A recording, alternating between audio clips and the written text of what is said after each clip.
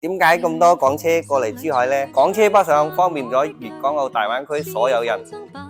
咁港車過嚟呢，10台有3台都係埃爾法、威爾法，好多都係用於家用。咁佢哋過嚟整啲咩呢？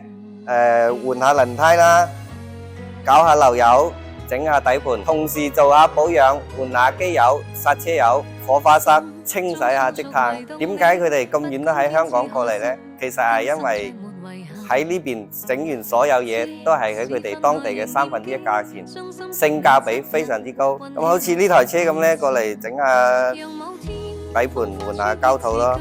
整車嘅同時呢，仲可以喺附近食下農家菜，揼下骨啊，放鬆下。跟住架車整完啦，洗乾淨，返到香港簡直係一流嘅。關注我，我係珠海整車嘅猴哥。